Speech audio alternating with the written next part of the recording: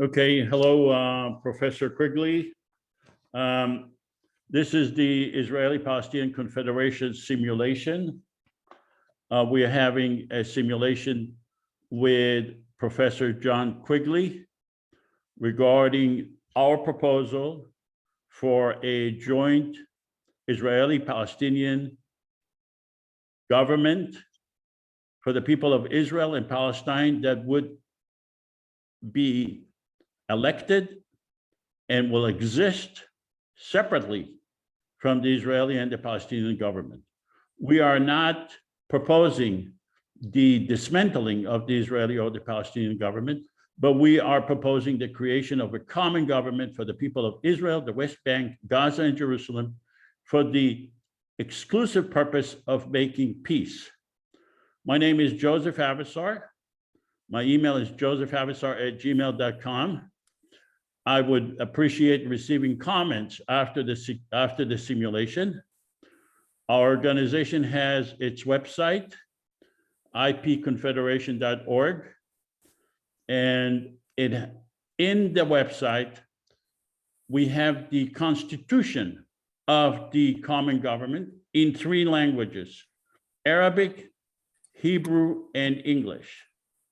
And if you go to that website and you click the Constitution, you would see an explanation of how this government will be elected, what is the function of this government, that it would be a government with 3 branches: the legislative, which is the parliament that makes the laws; the executive, which is the president and vice president that execute the laws that were passed by the parliament; and a judicial branch, which would be judges, Israelis and Palestinians. The entire government would be on equal basis, 1 person, 1 vote. It's not going to be it's not going to be religious. It's going to have separation between religion and government. So it's not going to be Jewish or Muslim or Christian.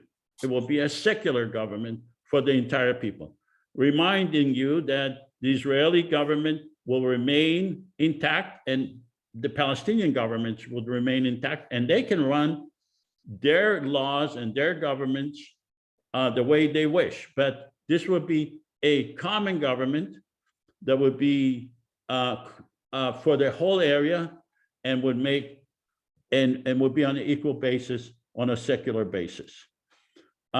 So you can read the Constitution. It talks about 3 branches, and it talks about the obligation and the rights of each branch and how it would be elected. It's very interesting reading.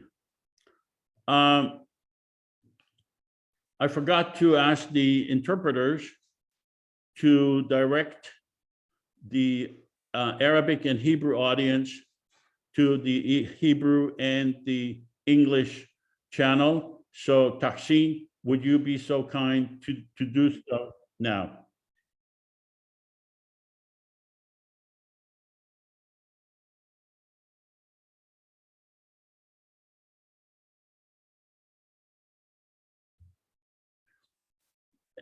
Thank you. And Judith, would you be so kind to direct the Hebrew listening audience to the Hebrew channel?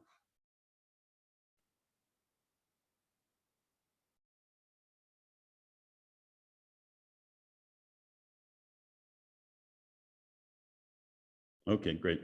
So we welcome the audience in Arabic and Hebrew, and we hope that you would feel comfortable and ask questions through the interpreter during the simulation. This is a simulation. It's not a lecture. We have our guest today, Attorney John Quigley. John Quigley is a professor emeritus at the Moritz College of Law of the Ohio State University. He is an international lawyer with extensive experience in Israeli-Palestinian issues. He has most recently written about efforts at the United Nations in 1948 to secure a legal opinion about sovereignty in Palestine in a book titled The Legality of a Jewish State, a Century of Debate Over Rights in Palestine. This was published in 2021 by Cambridge University Press.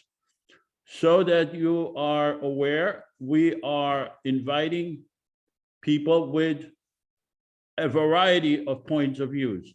As long as you have some expertise or notoriety regarding the issue of Israel-Palestine, we welcome your views. We do not select people based on whether they are pro-Israeli or pro-Palestinian or any other criteria. We want people with all views on the subject. Our next speaker would be on May 8th, would be Lawrence Wilkerson.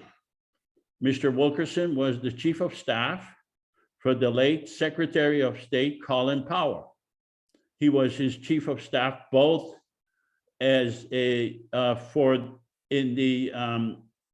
general when Colin Powell was a general, and was his chief of staff when Colin Powell was a Secretary of State. So he was really the person behind the scene who knew exactly what's happening in terms of the political issues involved in Israel and Palestine and other areas of the world. We are going to have a debate on Israel and Palestine. Is Israel a democracy? This debate would be between Professor Alan Dershowitz and myself. It will take place on May 15, 2022. I wrote an article that gave 5 reasons why Israel is not a democracy. Professor Dershowitz disagreed with the conclusions in the article. And so we are having a debate on May 15 on that subject, and I hope you join. On May 22nd, we have Bassam Aramin and Rami El-Hanan. They are from a group of bereaved parents and family members. Bassam Aramin lost his 10 years old daughter because of the conflict, and Rami El-Hanan also lost his daughter. I believe she was 13 years old when she died because of this conflict. They're both terrific speakers. And, you know, I said before, I don't have an intention, if this thing comes into fruition, I don't have any intention of running to be president of anything in this Confederation government. But if I had to endorse anyone, it would be these 2 people, one Israeli, one Palestinian, because they understand the conflict much, much better, and they understand that the solution is for the people of Israel and Palestine to live together. They are terrific speakers. I hope you join. We're going to have on June 5th, Avigdor Feldman. Mr. Feldman is an attorney. He is the founder of B'Tselem. B'Tselem is a civil rights organization that documenting the events in the West Bank. He's the founder of that organization. He's also a terrific speaker, has a lot of depth in his knowledge on Israel-Palestine, and I hope you enjoy when he comes in on June 5th. Then we have Professor Muhammad Dajani Daoudi. He will be on June 19, 2022. He's a Palestinian peace activist. I believe I spoke with him, and by the way, now I speak with everyone because before the meeting, because it makes it easier. I spoke with Mr. Quigley as well, And I think it will streamline the discussion and will make it a lot easier. So I spoke with Professor Dajani. I believe he supports two-state, and he thinks that the Confederation is a good idea, but only after the two states are established. And the main question that I will be asking him, why wait? Why not do it now? The simulation timeline is, we estimate it to be a total of 120 minutes. We will have several segments, the Constitution, and it will follow by each segment, and each time we take a vote, we will go to Professor Quigley and ask for his opinions. He's already aware of what segments we are discussing because I had a discussion with him, and he pointed out what interests him, and so he's aware of the segments. And then we'll have a conversation with Mr. Quigley, question and answers, and closing remarks. Tahsin and Judith, Tahsin, could you make one more announcement regarding the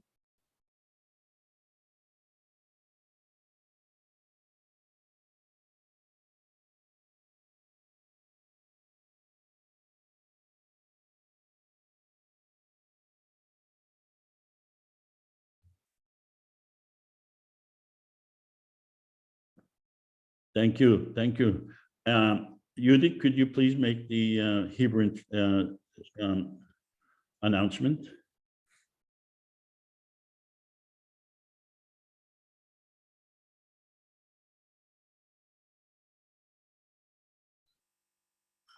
Thank you so much. Okay, so we have a short video that explains what our vision for peace and how it would be created, and I'd like to play it for you.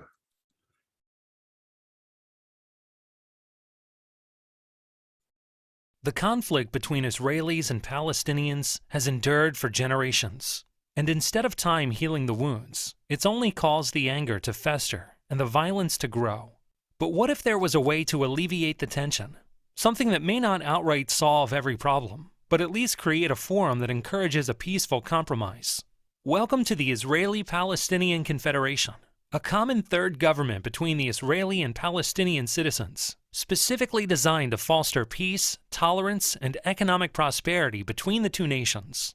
Here's how it works. First off, both Israel and Palestine will keep their respective governments. Israel's Knesset and the Palestinian National Authority will remain unchanged. The Israeli-Palestinian Confederation, IPC, will be a third entity acting as a unifying agent between the two. The IPC will comprise 300 parliament members elected from 300 districts in Israel, the West Bank, and Gaza. Above them will preside a president and vice president, one Israeli and one Palestinian. In order for the IPC to pass a law, it will require a 55% majority from its Israeli representatives, as well as a 55% majority from its Palestinian representatives, thereby preventing either side from monopolizing the legislature. Of course, the IPC won't undermine the political power of either the Israeli or the Palestinian government. At any time, Israel or Palestine may veto a law passed by the IPC. If neither side vetoes, the law is passed, and the two nations are another step closer to resolution. Please help us make this a reality. The Israeli-Palestinian Confederation. We might speak different languages, but we all mean the same thing. So the simulation objective is to demonstrate how the IPC, the formula that we are suggesting, could make peace between the Palestinians and the Israelis, but not only with the Palestinians and the Israelis, the entire area, because it would be a common government for the people of Israel and Palestine, and there will be a lot less incentive or reason to have a conflict with other neighboring countries. We're not here to have a historical review of who is to blame. We are here to talk about how to make peace, how to solve the conflict. We're not anti-Israel or anti-Palestinians. we are asking you, please do not digress from the simulation objective. In the past, we had people who want to talk about the Israeli-Palestinian conflict, and they want to point out that one side is correct and the other side is not. This is not the Zoom meeting for that. We are here, we have limited time, and we spend a lot of preparation to discuss the objective of the IPC, and please do not digress from the subject at hand. The speaker in this case, John Quigley, is not a representative of the IPC. He was invited to conduct a stress test on the IPC, to give his opinions, to tell us why it's good, or in his opinion, why it's bad. But he's not a representative of the IPC. We are pro-peace. We are a common government for Israelis and Palestinians. And we anticipate that when this vision becomes a reality, the common government will have its own narrative. In other words, it will have its own point of view, not the Israeli point of view or the Palestinian point of view. It will have its own point of view because it's a government for the entire area, made out of parliament members and president or vice president who are responsible for the entire area. So keep that in mind. We are having our own narrative, and the common government will have its own narrative. But like I said before, we do not preclude other formulas. We do not preclude the Israeli or the Palestinian governments making peace or agreeing between them, and we do not preclude other organizations from presenting their formulas. We think our formula is the best. We will ask Mr. Quigley these three questions. We will ask him to judge this plan based on these three criteria. Could the IPC formula attain peace? Second, is the IPC plan implementable? So if Mr. Quigley says, no, it's not implementable, or no, it cannot make peace, I'll ask him, why not? It's not enough to say no, he'll have to explain. And then I'll ask Mr. Quigley to tell us if there is a downside for the Israeli or the Palestinians, because, in all reality, we don't really know how this thing would unfold. But is there a downside for the Israeli or the Palestinian government when we create this common government? We are demonstrating how the common government could make peace. We are not the common government. This is just a simulation. So we are just showing how a common government could create peace by passing legislation that would be acceptable to both sides. In other words, not only acceptable, but also both sides cannot reject it. There are many, many legislation that could come up. We are proposing a lot, but we cannot show you all of them. We'll probably show you 3 at the most today. But what we have, keep in mind, is the tip of the iceberg. We have a lot more to show. We're asking you to look at the big pictures. Avoid technical arguments, because we have limited time. A lot of people try to get into the technical issues. That's really not the right time for that. We're also asking you to refrain from comments. This is a simulation. This is not a lecture, even though it may sound like a lecture. So, if you say, well, this is a pie in the sky, I don't believe it, and et cetera, this is not the right time to comment. We're asking you, wait until the end or use the chat feature, but we are encouraging questions. If you're interested, if you're truly interested in how it works, please ask the questions. Again, let me emphasize, we are encouraging questions. Please ask questions.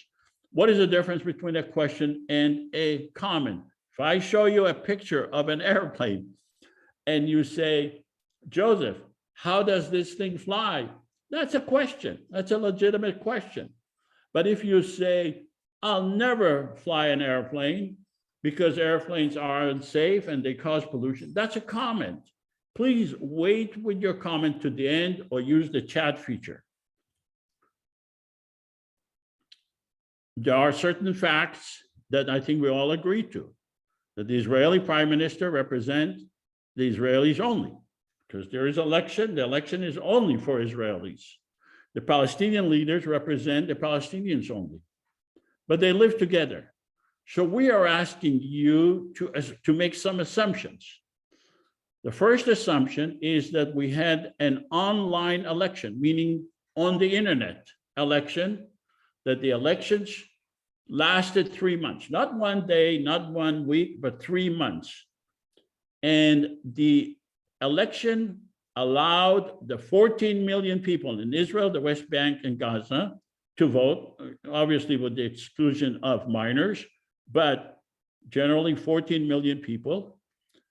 And 5 million people voted. So this is what I'm asking you to assume, that 5 million people voted, 3 million Palestinians voted, and 2 million Israelis voted. This is part of the assumptions for this simulation. You also have to assume that me, Joseph, I was elected as president by 1.5 million votes. And like I said, it's not my intention to run. I prefer these two gentlemen that I mentioned earlier to run as president and vice president. I don't know if they will.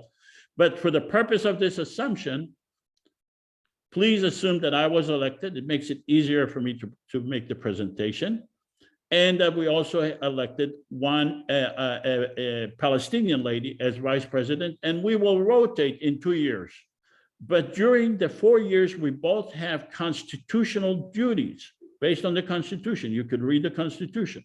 We each have constitutional duties.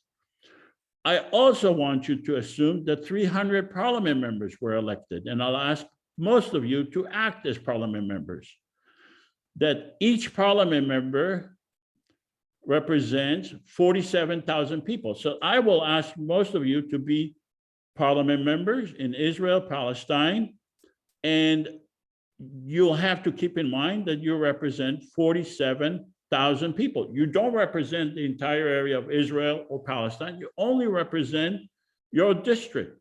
You ran on the, you have to assume that you ran on the platform that you want to do good for your district, and you were elected.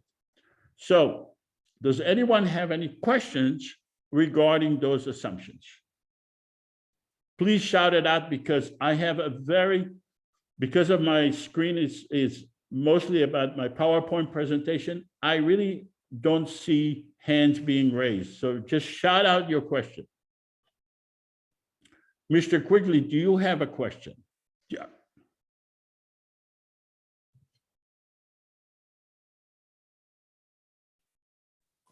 You're muted, Mr. Quigley. Thank you. You say a question about the assumptions? Yes. Okay.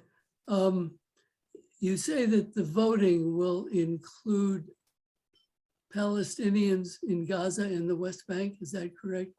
Correct, yes. And those Palestinians only?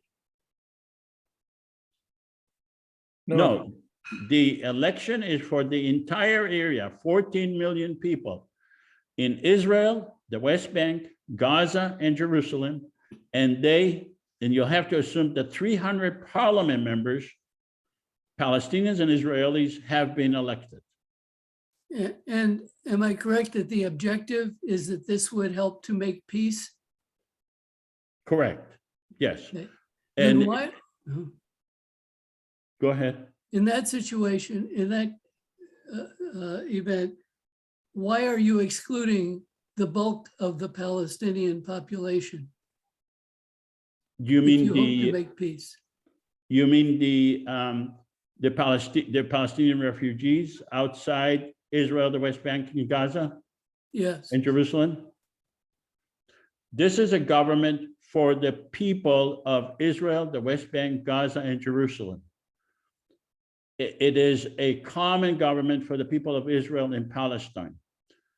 The government of Israel and the Palestinian governments Hamas and the PA, are also excluding the Palestinian refugees. They are the governments of the Palestinian people. So we are not excluding the Palestinian governments from creating elections that would include all Palestinians, even those that are in the diaspora. But this is a third independent and separate government. It's not a Palestinian government. It's not an Israeli government. It's the government for the people of Israel and Palestine. I'm afraid I have to disagree. The Palestinian National Authority is not the government of the Palestinian people. You just stated that as if it were a fact. The PNA was set up by the PLO to administer territory in the West Bank in Gaza. It is not a government of the Palestinian people. If you are excluding the bulk of the Palestinian people and purport to be making peace, you're simply doing something that's impossible. With respect to the way Mr. Quigley, when you say it's impossible, are you rejecting the assumption that we could create a election for 14 million people? I am. And what is the basis of rejecting that assumption? Because this is a physical act. The election itself is a physical act. So are you saying that physically it's not possible to conduct this election? Or are you saying that morally it's not possible, it's not right because it excludes Palestinians that are not in the area? Well, you say the election will be conducted over the internet. Correct. I mean, anyone can be on, I'm in the United States. I could be a voter. You could set up in Lebanon in some of the camps. You could set up polling areas, or people have their own computers. There's no reason why those people could not vote. Moreover, those people. Mr. Quigley, you're saying two different things. The first thing you're saying that physically it's not possible to differentiate between Palestinians that are in Lebanon, for instance, and those that are in Gaza. And the other thing you're saying is that it's not right to exclude the Palestinians outside of Gaza. I think you're saying two different things, correct? I am saying both of those things. I am saying, A, it is very possible to include them, and B, they should be included. Those people in law are citizens of Israel.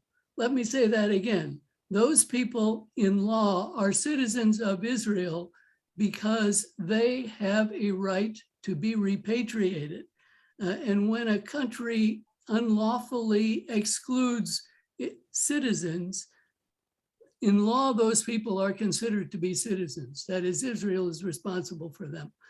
So that is not simply something that I see as a moral issue. I see it as a very clear legal issue. I mean, those people are as much citizens as the people who are physically in the territory. Yeah, I think you are saying that they are citizens of Israel. That should be addressed to the government of Israel. We are proposing a new government for the people of Israel and Palestine. We are not claiming to be the government of Israel. We're not claiming to be the Palestinian government. Are you saying that we are not allowed to create a new legal authority unless other legal authorities are being, let me clarify the question. Are you saying that the people of Israel, the West Bank and Gaza cannot unite to create their own legal authority? Well, I can't imagine that they would want to do it, but But you're a professor of law. So the question is, legally, are you saying that we are precluded legally from creating our own legal entity? well, I mean, you can create anything you want, but Well, that's what we're doing. but if you're saying it's going to promote peace, you're barking up the wrong tree. Okay, well, with all due respect, you're a professor of law, and we don't really know the future. You may be right, you may be wrong. We are here to demonstrate to you that we think that a legal entity that includes the entire people of Israel, the West Bank, Gaza, and Jerusalem could make peace. With all due respect, whether or not it makes peace, that's not your expertise. Your expertise is legal. And I asked you, are we precluded? And you said, we can create anything we want. Well, So, Mhm. all right. So Go are there ahead. any- Yeah, I said you can. I did not say you can legally do it. okay, when you say legally, who is the legal authority here that we would be violating when we create our own common government? You were saying that it's up to the government of Israel to determine who is a citizen. I challenge that. No, point. I never said that, Mr. Quigley. I never said that. I never said that. I said that the government of Israel represents is elected by the Israeli people. I didn't say they determine who is a citizen of Israel, who is a citizen or anything like that. All I am saying is that we recognize the government of Israel. We recognize the Palestinian government, but we're creating our own entity. That's all I'm saying. So if you were saying that the government of Israel cannot determine who is a citizen. I didn't say that. Oh, you just said that. Yeah. Okay, if I said that, I misspoke. I am saying, let me just be as clear as possible. We are recognizing the government of Israel. And the reason we recognize it is because we have no choice. We think that the government of Israel, the Palestinian government, whether you agree that they are legitimate or not, we think there are obstacles to peace. But we are engaging with those governments because we have no choice. But we are not, the creation of our government, our common government is not, and by the way, I enjoyed this conversation very much. The creation of this common government is not dependent on the Israeli or the Palestinian government. We are creating our own entity, regardless of the Israeli or the Palestinian government, regardless if they object or not. And by the way, you mentioned a technical inability to do so. You said, well, what precludes someone from Lebanon? Right now, we have enough technology. And by the way, we already did that. We know there are two criteria for a person to vote. Has to be a citizen of Israel or Palestine, and it has to be a resident of Israel, the West Bank, Gaza, and Jerusalem. And technically, we know where they are physically when they vote. So that's not a problem. You know, I didn't mean to say it is a problem if I misspoke. Yeah, I- okay. I did not say that it's impossible. I was saying the opposite. I'm saying that it is quite possible because anybody who has a laptop can, could participate in the election. Yeah, so you're saying it is possible to do the election. It is possible to identify that we have legitimate voters, and you are questioning the morality of doing so because the Palestinians outside the areas, and by the way, Israelis outside the areas will also be excluded. but I understand that the Palestinians have been expelled where the Israelis have not been expelled from Israel, Palestine. So I understand your concern. I understand that very much. But I am saying that the Israeli and the Palestinian people are entitled to create their own legal entity. You say the Palestinian people, but you're only allowing a portion of the Palestinian people. Correct. The Palestinian, it's a- the Palestinian people in Israel, the West Bank, Gaza, and Jerusalem. Right, Yes. so it's a flawed concept that underlies the project.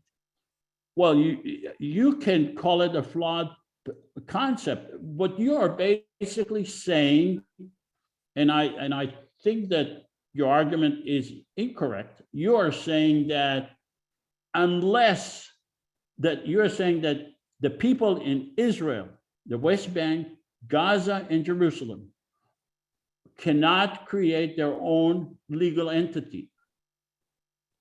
But you're backing away from that argument because you have no legal authority for that argument.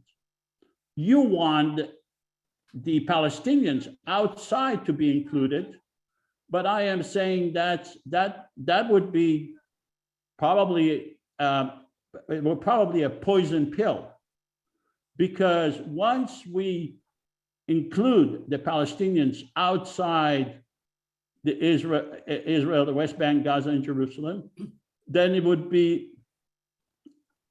would destroy the whole concept. And what we are saying is, because the Israelis will not agree to it, the Palestinians may agree to it, but the Israelis will not agree to it. And it will be very hard to determine who is a Palestinian who lives outside Israel, the West Bank, Gaza, and Jerusalem. So it would be a poison pill to destroy the whole concept that we are proposing here. And I am saying peace is more important. We do not have, there is no legal authority to prevent us, the people of Israel, the West Bank, Gaza, and Jerusalem, from creating our own government.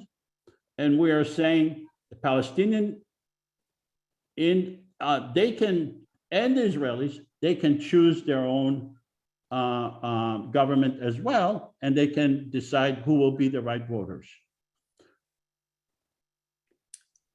Okay?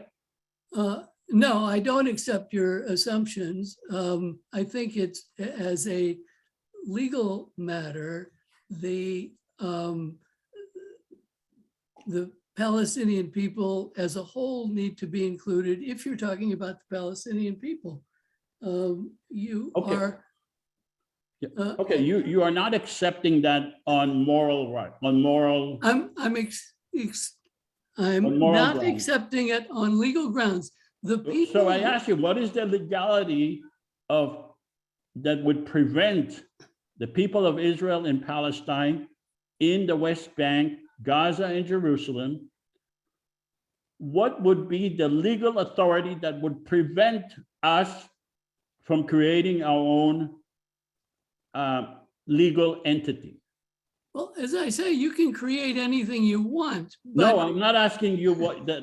That's not the question. My question to you, very specific, Professor Quigley. You're a professor of law. We went through this. You had time to prepare. Please tell me, what is the legal authority that would prevent the people of Israel, the West Bank, Gaza, and Jerusalem from creating their own legal authority? they are not representative of the people that you purport to represent. You are saying look, that that's you are not- representing the You're Palestinian. running away from the question. The question is very specific. It's not whether you like it or not. It's not, the question is very specific. You are a professor of law. You know the law. You are international law. What law are we violating by creating our own legal entity, our own government? You're violating the concept in international law that persons who have been excluded from their territory are deemed in law to be citizens of the territory from which they were excluded. That's what you're violating. Okay, so that's not, that does not prohibit us from creating our own legal entity. In other words, we're not going to go to prison. We're not going to be, nobody's going to prohibit us from flying everywhere. The Court of International Justice is not going to prosecute us. Nobody's going to prosecute us. It's only a concept that in some people's mind, but there is no legal authority that we are violating, and there is no legal authority that can enforce what we are supposedly violating. Well, you and I could create a confederation of California and Oregon, and nobody would prosecute us. So in that sense, I'll agree to that extent with your proposition, but Correct. that has no application to what you're talking about with Israel and Palestine. Well, okay, so you're basically saying conceptually, somehow it violates some international concept, but we are interested in peace.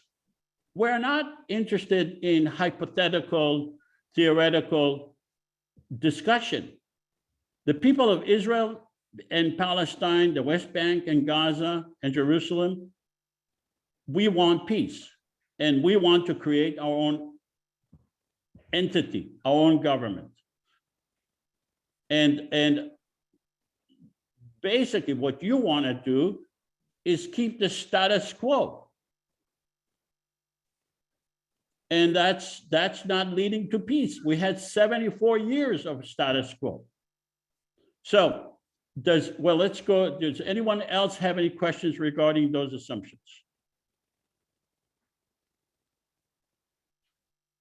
Can I ask Dr. Quigley a question about the assumptions? Yes. Dr. Quigley, given your concern about the resolving the issue of the diaspora, of the Palestinians in the diaspora, do you think it more or less likely that a government such as the IPC, as we conceive it, would be able to resolve that issue? Or do you think it more likely that that issue would be resolved by the organizational structures that currently exist? Be they, Yeah, good question. be they the Knesset or the PLO or even the UN? Well, I think the current institutions have not resolved it over a long period of time, which suggests to me that it's not likely to be resolved.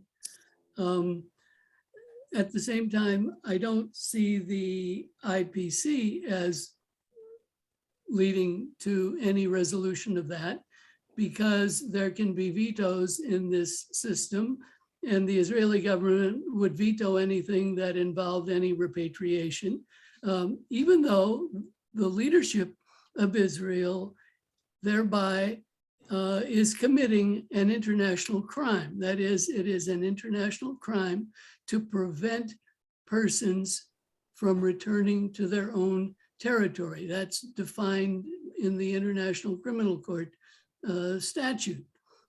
So, I don't see the Israeli government as allowing that.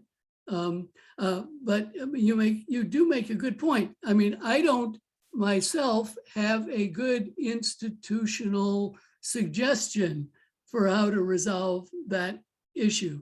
I think it needs to be done by the Israeli government. They have excluded these people. They've expelled them, as Dr. Abbasar has said. Therefore, under international law, they have an obligation to repatriate them. And even if they didn't expel them, they have an obligation to repatriate them. So that, to my mind, has to happen before one can talk about a a real peace. Professor Quigley, let me ask you a question. Let's assume that the election did allow Palestinians and Israelis, citizens who do not reside in the area to vote.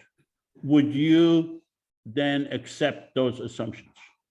Yes, I see no reason why Israeli citizens who are, abroad for whatever purpose would not be entitled to vote. That's normal in any election.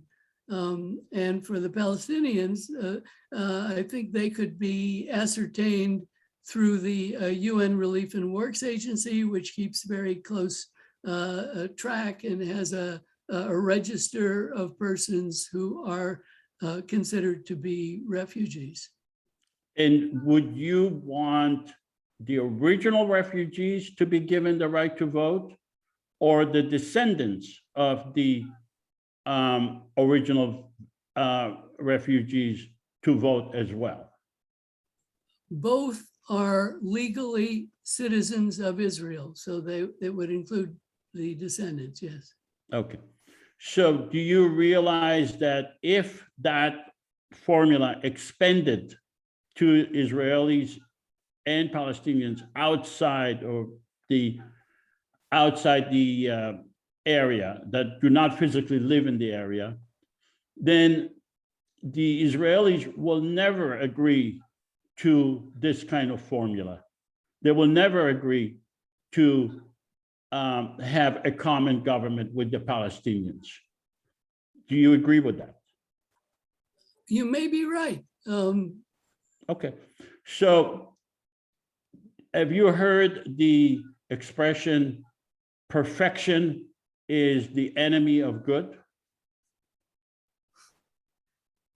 I have. So what you are striving for is perfection. And I am saying, if we do that, that would be the enemy of good. It is just a theoretical objection that would not lead to anything, would not lead to peace, would not lead to anything. And it's just an objection for the purpose of having the objection.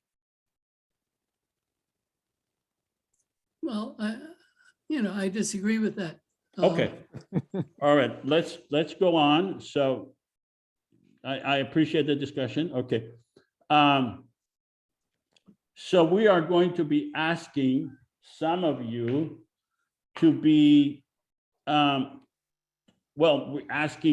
of all, we are going to be asking for some of you, we need to be leaders of the Israeli and the Palestinian current governments. And I need a volunteer. Do I have a volunteer to act as Hamas leader? I need a Hamas leader. Come on, guys. I'll do it if no one else will. No one more appropriate. I'm not even Palestinian. Okay, do I have anyone who's willing to become Hamas leader in this exercise simulation today?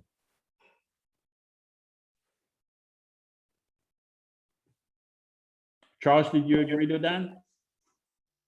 Yeah, I just thought it'd be more appropriate to have a Palestinian do it, but I'm perfectly willing to.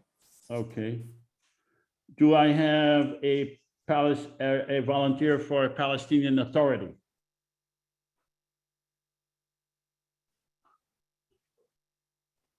Leader, president of the Palestinian Authority. Do I have a volunteer for that?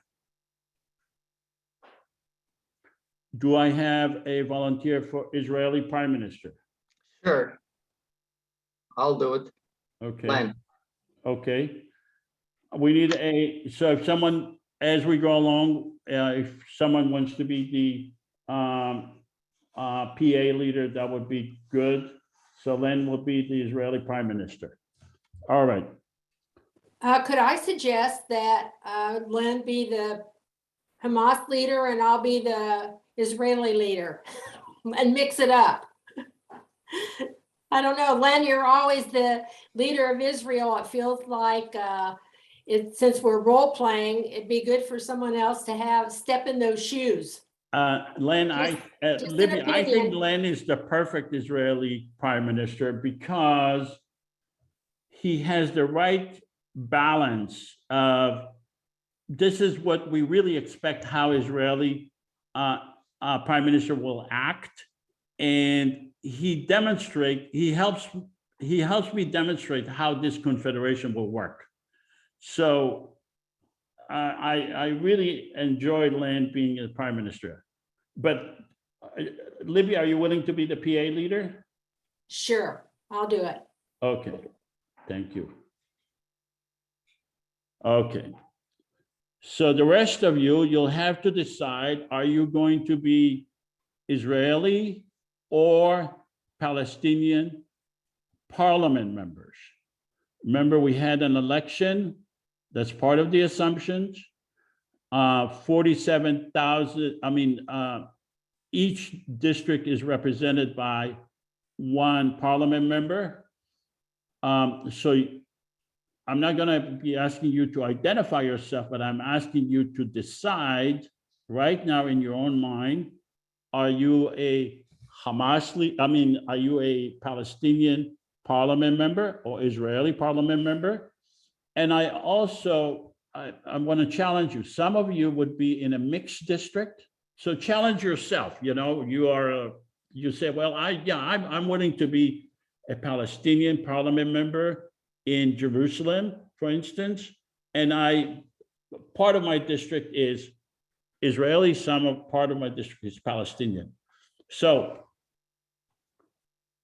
let's take a vote, just a exercise vote to see how many Palestinian we have, parliament members, and how many Israelis. So let's have the Palestinian parliament members please vote first. This is just so that we can know how many we have.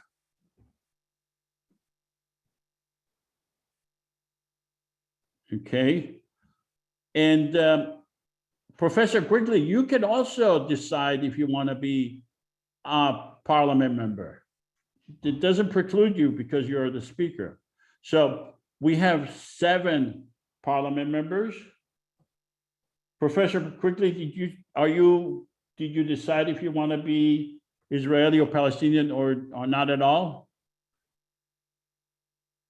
Let's have the Israeli voters now, the Israeli parliament members, please vote.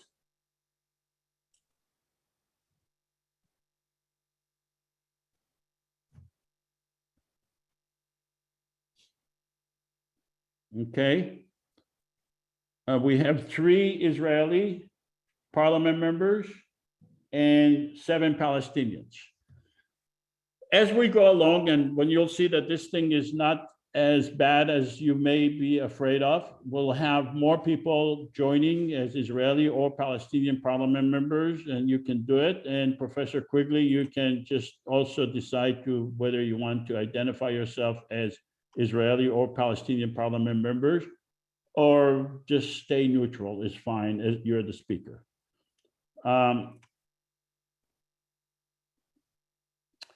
First issue is the Constitution. We have a Constitution.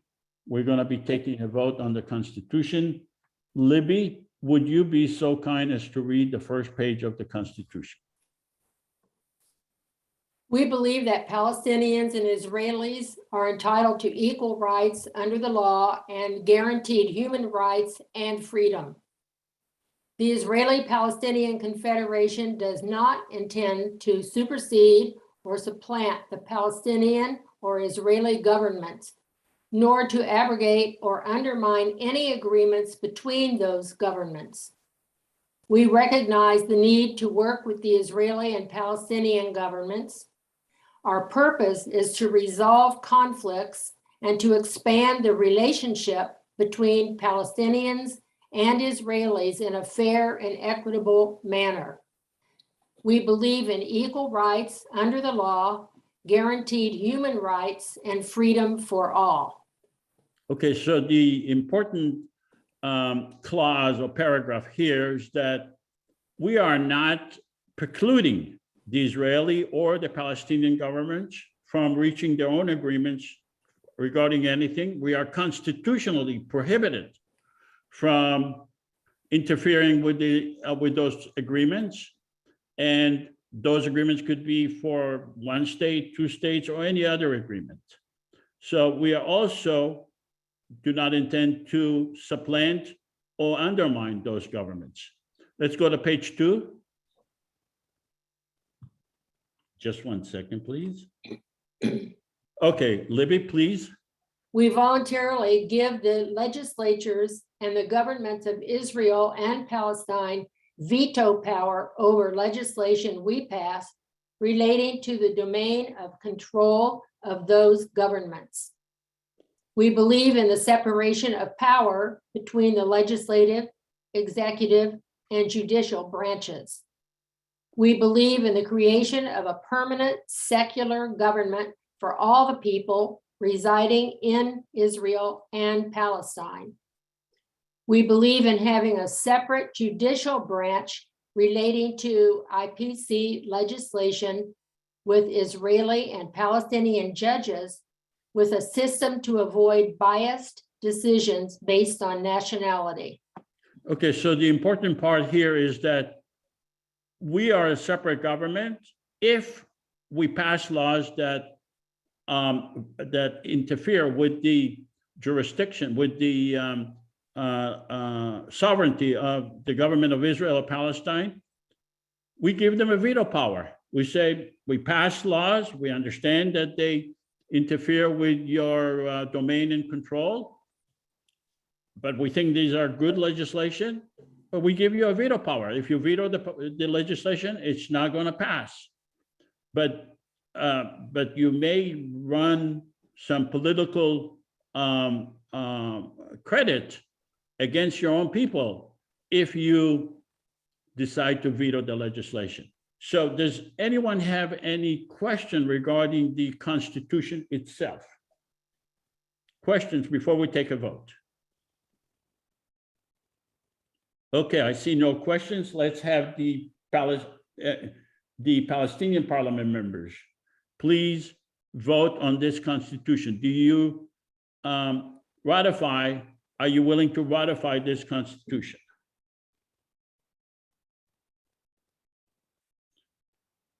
Okay, so we have all the Palestinian parliament members ratify the Constitution.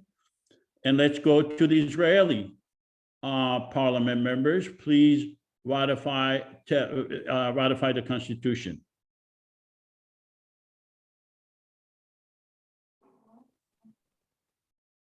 I believe we had 3 Israelis, but at this time, only 2 voted. 2 out of 2. I don't know what happened to the third one, if he left or became a Palestinian, but that's okay. So we have all the Israelis that voted and all the Palestinians voted in favor of the Constitution. So let's go to Professor Quigley and ask for his comments. But Professor Quigley, do you now feel, because the Israelis and the Palestinians accepted the Constitution, they did not insist that Palestinians or Israelis outside the areas will be allowed to vote. So what are your feelings about this Constitution? Well, it says that it promotes the human rights of Palestinians, but you're excluding from voting most of the Palestinians. I'm So, sorry, what paragraph are you referring to, Professor Quigley? at the very top, it said something about the human rights of Israel. In the first page or the second page? The first page. Okay, let me flip to that first page. We believe in that Palestinian Israelis are entitled to equal rights under the law and guaranteed human rights and freedom. Okay. So what's wrong with that paragraph?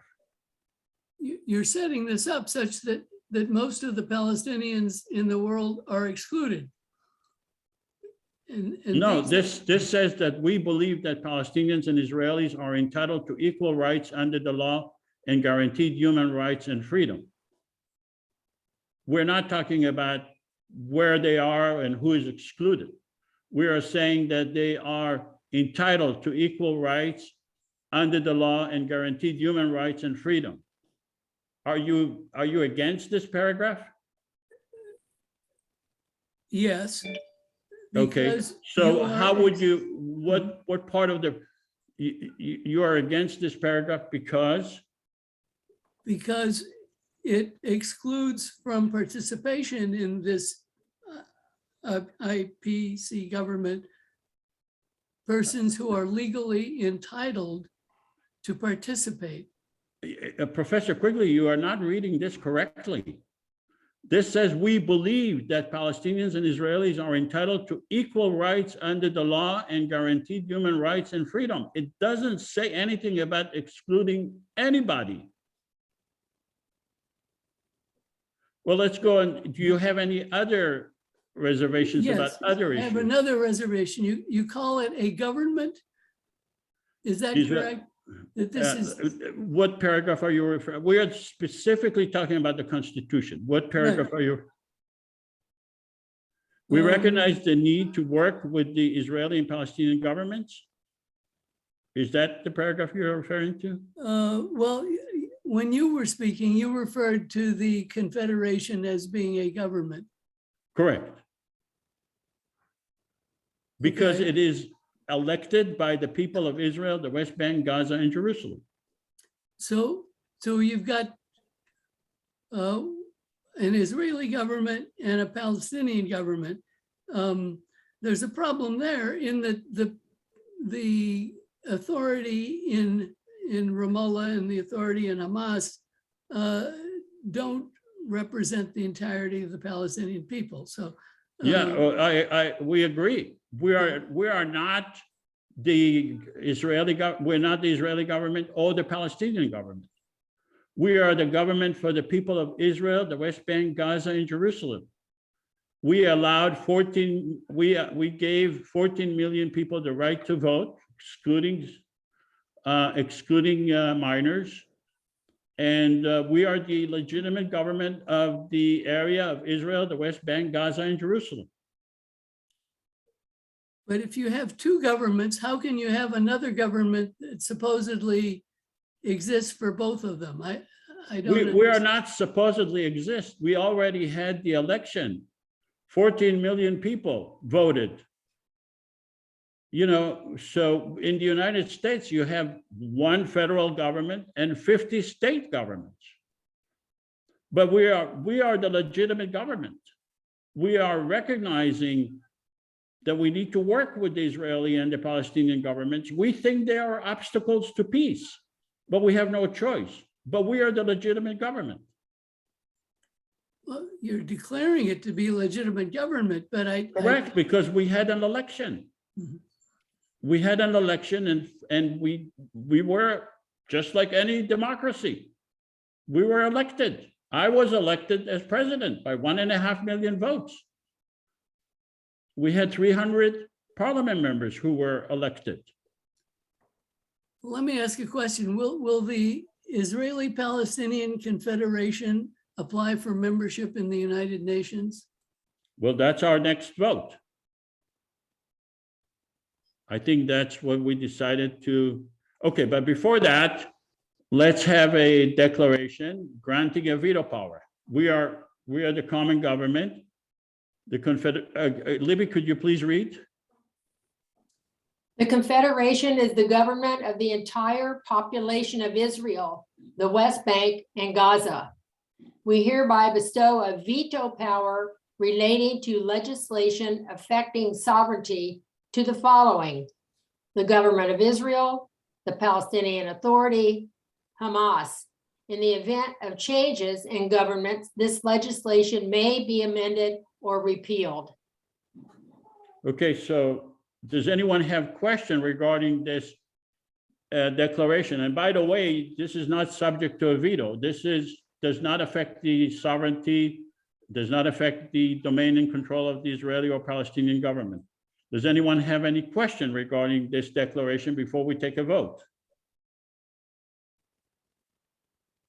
Okay, seeing no question or hearing no question, because like I said, I don't see your.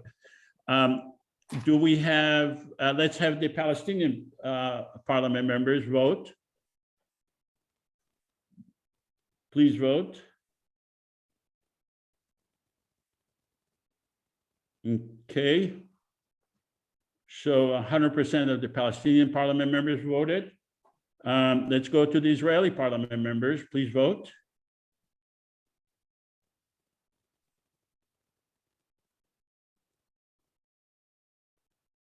Okay. Looks like we only have 2 Israelis, but 100% of them voted as well. So we agreed as a government, as a parliament, to give the Israeli government, the Palestinian Authority, and Hamas government a veto power over legislation that is affecting their domain and control or sovereignty. Professor Quigley, can we hear your comments regarding this vote, historical vote that just took place? Yes, I mean, sovereignty is a term that no one understands. No one. I agree. Well, anything that is objected to, the objector will say that affects our sovereignty, and you'll be hung up for years figuring that out. Well, the way that we are going to apply sovereignty is if we need those governments in order to implement the legislation, we give them a veto power. If we do not need them, we don't give them a veto power. Like I said, those governments are obstacles. We recognize them as obstacles. So if we need them to implement the legislation, we have no choice, and we give them a veto power, and we recognize that it is within their sovereignty. We do not deal with sovereignty in the abstract. We're dealing with sovereignty on the basis of practicality. Well, let's take a practicality. Suppose Okay. the Parliament of the Confederation voted to repatriate all the Palestinian refugees. Would that be an issue that affects sovereignty, therefore subject to veto? Absolutely, I think so. I think so. I mean, these are one of the yes, I think so. Well, then it's obvious that this government isn't going to be able to do anything to promote peace. That's not obvious. You gave one example, and I agree with you. It's not going to pass that kind of legislation. But there are other, like I said at the beginning, we have our own narrative. We have, and one of the narratives, we don't need to, like I said, perfection is the enemy of good. We don't need to pass every legislation. The US Congress does not pass any legislation. No parliament in the world to put us to that standard would be unfair. You're basically saying, hey, I'm showing you an example of legislation that cannot be passed. And I agree with you, it's not going to be passed. But that doesn't mean we do not have other issues that could be passed. So we met, you and I, you wanted to talk about a UN. So let's seeking a UN recognition. Libby, could you please read this legislation? There are a couple of hands up, Joseph. Alice Brown has had her hand up for quite some time. Okay, I like I said, please shout your question because I do not see your hands. What's his name? Alan Brown? Alice Brown, and Alice, you are muted. Okay, so Brown or whatever. Alice, unmute yourself. Okay, please ask your question.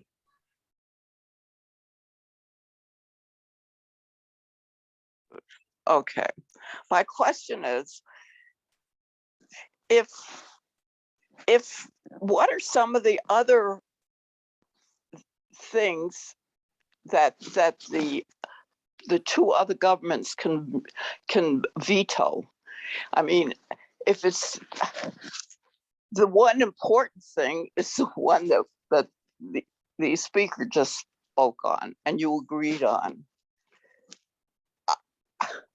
I find this so very confusing because I'm trying to match this with the United States government where I live. Okay, And we do have, but the federal government can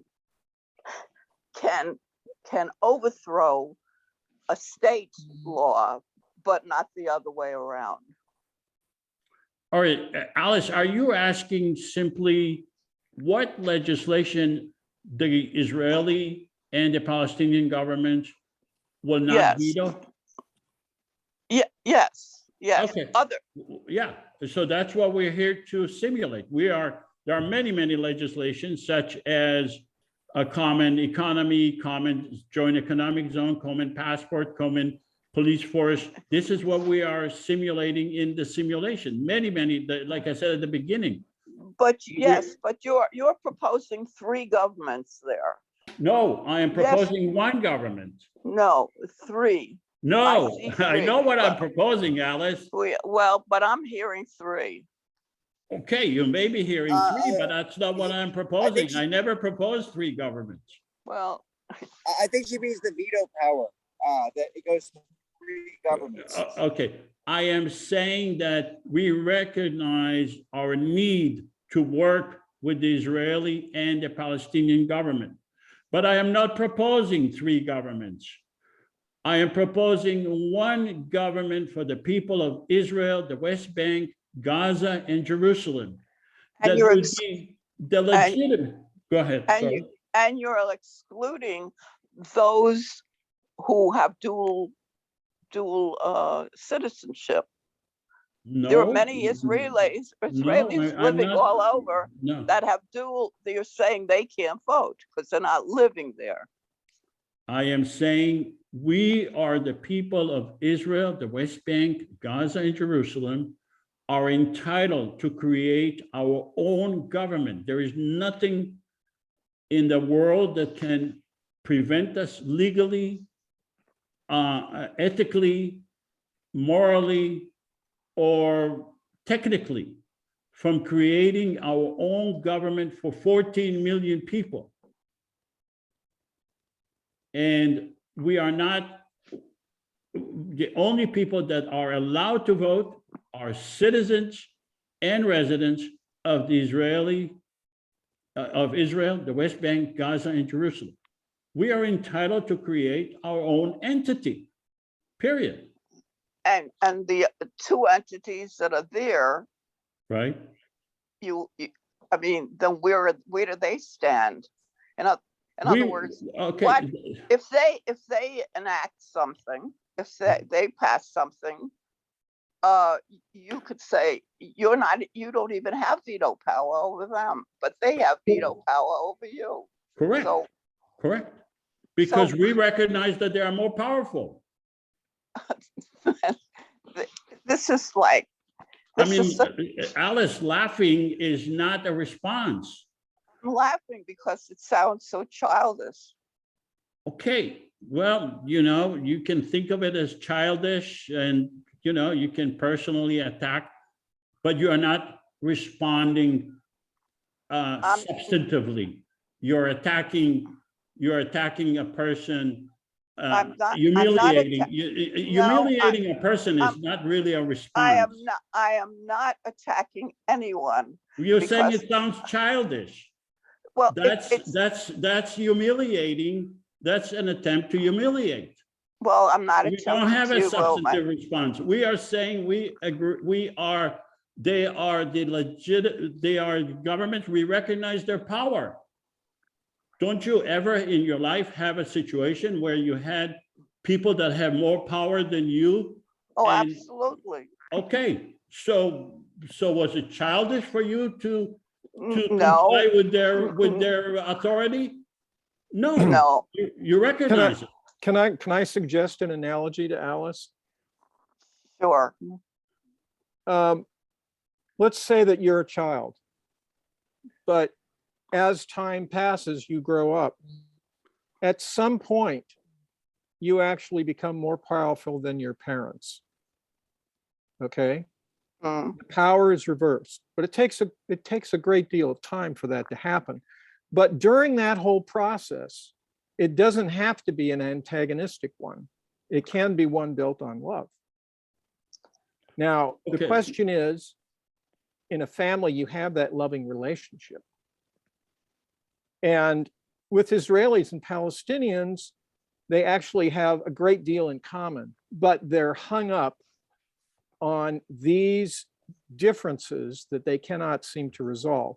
Now, what we're trying to do in the IPC is to turn the situation around so that there's more of a recognition of the things that they have in common that they can resolve. And then that becomes a process. That becomes a process on which trust is built, and eventually, these other thornier issues can be resolved too. But they're not going to be resolved right out of the gate because everybody's stuck in their position. All right, That trust has Charles, to be we built need up to move first. on, okay? Can we take a vote on the UN recognition? Let's have the Palestinian parliament members vote. Jesse Bevan has had his hand up for quite some time, and so I don't know if it's, Okay, Jesse, let's have the vote and Jesse will ask the question. Let's have the Palestinian parliament members vote first. Jesse, go ahead and ask the question. Okay, It's okay. We could just continue to move forward. The last comment helped. I think, Okay. resolve something. okay, so 100% of the Palestinian parliament members agree that we will seek recognition in the UN. Let's have the Israeli parliament members.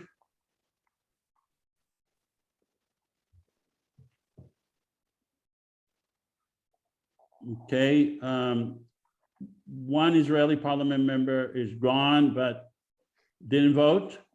And based on who voted, 100%, 1 out of 1 voted, and that's voted in favor of this legislation. So let's go to Professor Quigley and hear, did we share the results? Okay, so 1 out of 1 voted. So Professor Quigley, how do you feel about this legislation that was just passed? Well, I have concerns about it. I share the concern of Alice Brown as to how one correlates this new government with the 2 existing governments. When you have a federation, you define constitutionally the prerogatives of the federation and of the constituent entities. I take it there's nothing in this constitution that says that this newly created government has control over taxation or any particular topic. So it's not really a government. It seems more like maybe a customs union was like what you had in Europe. Maybe like a jurisdiction. With Benelux, when Belgium, the Netherlands, and Luxembourg got together and they had a customs union. But even there, they were giving a particular issue to the entity. Here, there is not. So that's one concern. As for seeking recognition at the United Nations, does that mean membership? It says that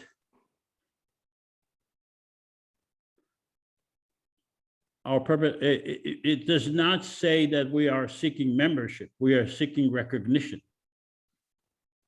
Well, the United Nations does not recognize entities other than to accept new members. So I think the UN I think the United Nations recognized the PLO as an entity without them being a member. Well, it recognized it on the basis that it represented a people. Yeah, we are representing the people of Israel, the West Bank, Gaza, and Jerusalem. But those We just people had an are- election. We just had an election Mhm. and 5 million people voted. We are the people. So what would it mean that the UN would recognize this? It would say we're, you know, It means that there is a world recognition by world countries that have actually looked at what we are doing and complimented us and think that we are doing the right thing and approved of our attempts to make peace and would negotiate with us in the future for accepting our passport, for allowing the airplanes that would land in our international airports in their country. It would give us a opening to the world. you're saying there would be passports issued by this government? Well, that's one of the legislation that we are going to pass. I showed it to you, and I don't think you wanted to discuss it.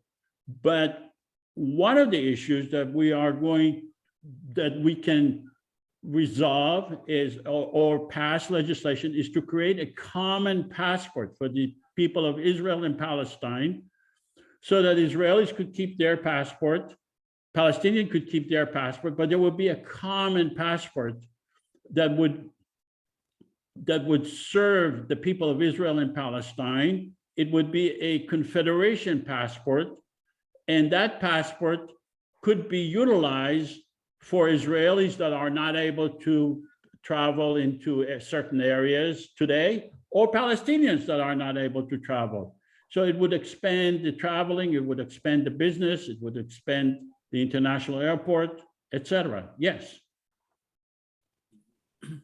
Okay, All right, let's go to John. Professor Quigley, I'm going by the legislation you chose, so I'm surprised that you appear surprised. Okay, let's go. I think you chose this Declaration of Peace, right? Correct? All right, Libby, could you please read this Declaration of Peace? Sure. Our goal is to be a shining example for peace and tolerance.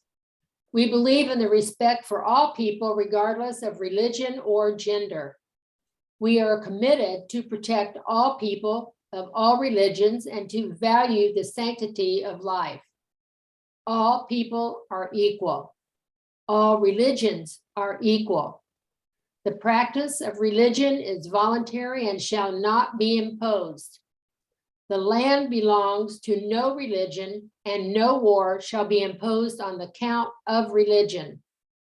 We encourage all governments of the world to adopt this resolution. We hereby submit this declaration to the Israeli government, the Palestinian government, and Hamas, and ask that they will adopt the same. Does anyone have any questions regarding this declaration?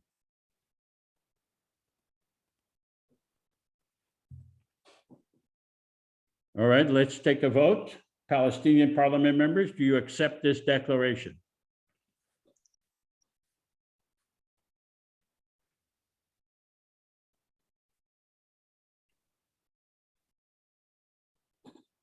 Okay, publish the vote. 100% of the Palestinian parliament members voted in favor. Who voted? Let's have the Israeli parliament members vote.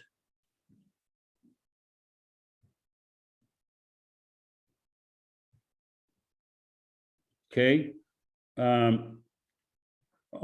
out of 2, 1 coming in and out, but 2 out of 2 voted yes.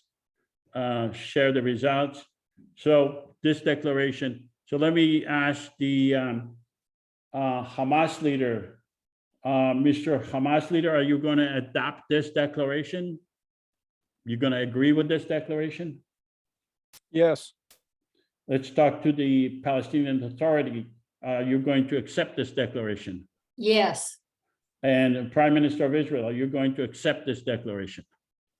You're asking me about this declaration. You didn't ask me about the joining the United Nations. So I'm Yeah, not sure. that joining the United Nations does not interfere with your domain and control. We can do it. We don't need your authorization to go to the United Nations.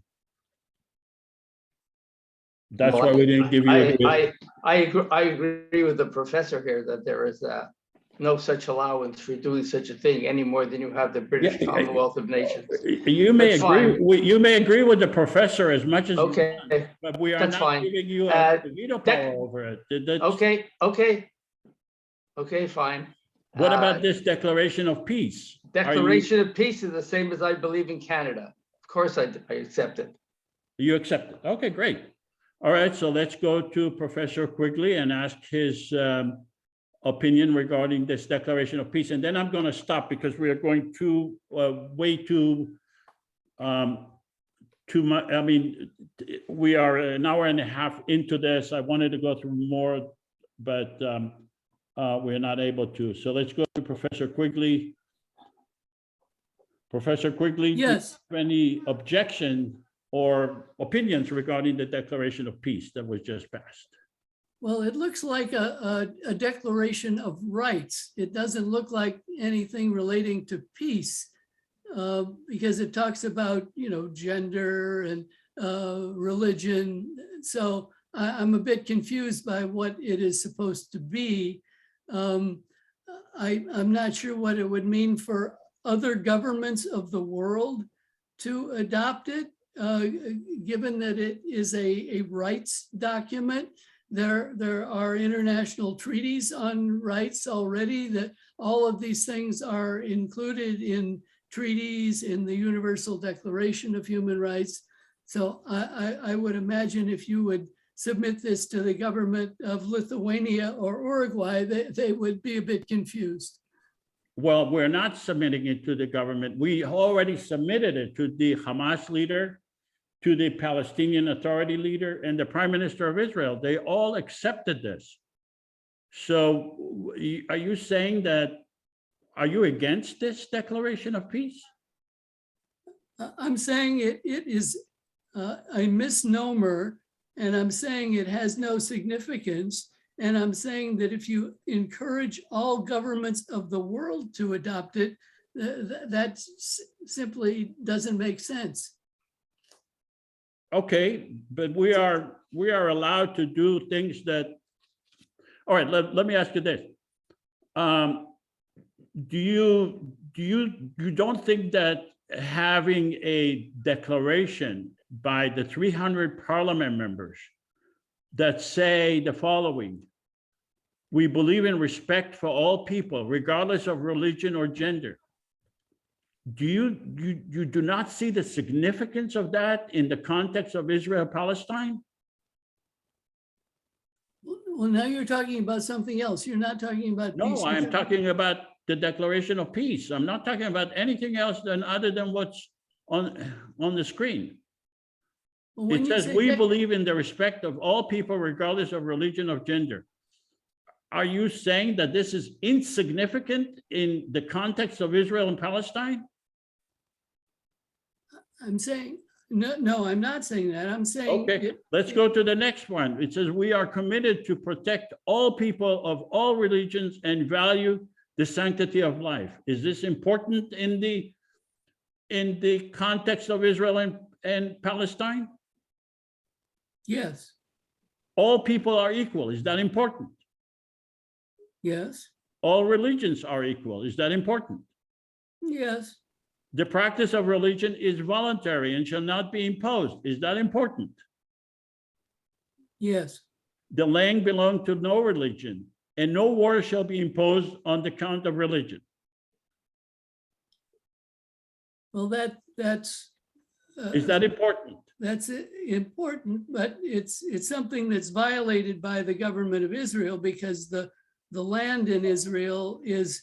Professor Quigley, we are not the government of Israel. We are the common government for the people of Israel, Palestine. We understand that the government of Israel is an obstacle to peace. We understand that Hamas and the PA are obstacle to peace. That's why we are creating our own government. All right, so I think let's go to a discussion and have people given chance for people to ask you questions. I think I spoke enough. All right, let me end the stop sharing, and we'll have a more of a human discussion rather than through a PowerPoint screen. Okay, does anyone have any questions to ask Professor Quigley? Or comments? Okay, then I see no questions, so maybe we can go to another legislation. Charles, you have a question? Go ahead. Well, only if we were going to move to the Q&A period. If you want to go through more Yeah, let's go to more legislation. more legislation. That'd be great. Okay, the next one is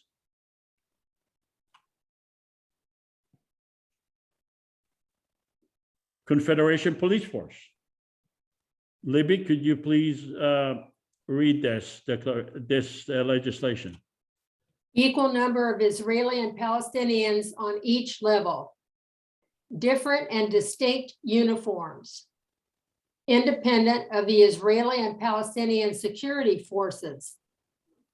In cooperation with the separate Israeli and Palestinian authorities. Address sensitive religious, cultural, and language requirements. Facilitate the operation of the joint economic zones. Investigate corruption by administrators who refuse to teach tolerance. Investigate allegations of intolerance and racist hate crime against Israelis or Palestinians. Assist in managing checkpoints. Guard the Parliament building and threats against members of the Confederation. Facilitate access to and safety of religious facilities. We hereby submit this legislation to the Israeli government, the Palestinian government, and Hamas. We bestow upon them a veto power which may be exercised in the next 60 days. Okay, so here we understand that we need to give the Israeli and the Palestinian government a veto power. Does anyone have any question regarding this legislation? Okay, hearing no questions, let's take a vote. Let's have the Palestinian. I do. Okay, I'm sorry. Go ahead. Who is this? This is Omar. Oh, hi, Omar. Yeah, please ask your question. Because this time it didn't come up, but last time, the question of the veto, one to Israeli, one to Palestinian, one to Gaza, that came up in question. This time it didn't, so I suggest that you can explain that, please. So what's your question? I'm requesting you to explain that issue, even though nobody brought it up this time, it was brought up. Oh, so why are we giving, okay, because we believe that, are you asking specifically why are we giving to Hamas? That's right, because then Yeah. the objection Okay, was. first of all, we already voted to give Hamas a veto power, but we understand that Hamas controls Gaza, and we want to help the people in Gaza.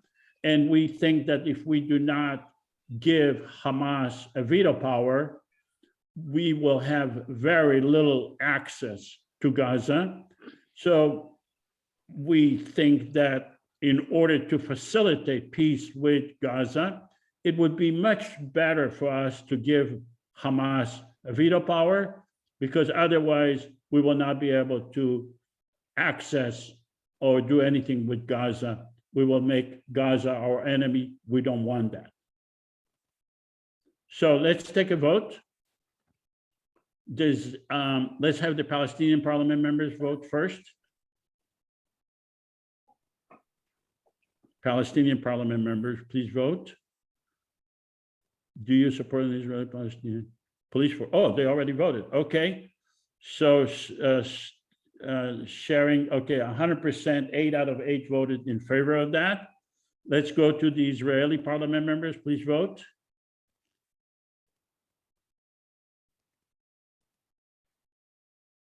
Okay, so now we have 3 Israelis and they 3 voted yes. So we now created a common Israeli-Palestinian Confederation police force. Let's go to Professor Quigley and ask for his opinion regarding this legislation. Again, historical legislation that was just passed. First, a technical question. Who pays the salaries? We do. We are the common government of Israel and Palestine. We are going to be paying the salaries of all our parliament members and all our employees, which are in this case, our police officers. Where does the Federation get money? We initially, in order to create the election, we will be raising $100 million for the election.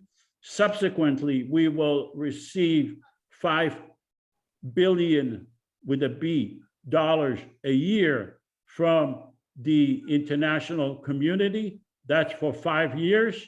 And subsequently, we will be passing legislation to tax the people of Israel and Palestine in order to facilitate our activities. Okay. A police force is set up for the purpose of enforcing criminal legislation. Will the Federation have criminal legislation? It could, but if it's the purpose of the Confederation is not to overlap the criminal statutes of Israel or Palestine. The purpose of the Confederation is to make peace and to pass legislation that will have effect on the peace, not necessarily legislation regarding murder or robberies or things of that nature, because that would overlap the Israeli and the Palestinian jurisdiction. Well, what crimes would there be at the level of the Federation? If I'm a Federation police officer. So for instance, there would be legislation that requires both sides to teach tolerance. If that legislation passes, and let's say we have a high school teacher in Israel or Palestine that refuses to teach tolerance or refuses to allow Palestinian professor or Israeli professor into Palestine, that would be a violation of our laws, and you would need the police force to enforce it. Or if an Israeli or a Palestinian attempt to sabotage our building or to harm one of our parliament members, there could be a lot of issues that are specific to our concerns. Okay. All right, I think I understand that. I find it hard to believe that the governments are going to allow that and to have. Well, you just saw it. Okay, so I'm sorry you did not see it. Let's go to the Hamas leader. Are you going to veto this legislation? No. Let's go to the PA. Are you going, PA president, are you going to veto this legislation? No, I'm not. Okay, what about the Prime Minister of Israel? Are you going to veto this legislation? The Prime Minister of Israel agrees with John Quigley, and I'm vetoing this. Okay, and on what ground? on grounds that I'm not having your police coming into my police and telling them what to do. Well, it says that in cooperation with the separate Israeli and Palestinian authorities. It I doesn't co-op- say that we come, you are refusing to cooperate. I am refusing to cooperate to set up a separate police force. If I cooperate now with the PA authority, I cooperate with Hamas when we have issues to deal with, and I think this is fine. I don't need a third body coming Okay. in there. You may not need it on a personal level, but there is substantial riots between Israelis and Palestinians. You have not been able to make peace. We are saying, let's have a common government, a common police force that would reduce the tension between Israelis and the Palestinians. We don't need to have Israeli police officers controlling Palestinians going into prayers at the Al-Aqsa. Canadian and officers. Americans have the same kind of issues, and we don't have a joint We're police not force. talking about that now. We are in Israel, Palestine. You have riots. You have people being killed. We have riots because we have bad people. There are riots right now All in right, Sweden. so, There are okay. riots this week in Sweden. I haven't seen anybody else sending in outside All police right. forces. So, I'm Mr. Prime Swedish.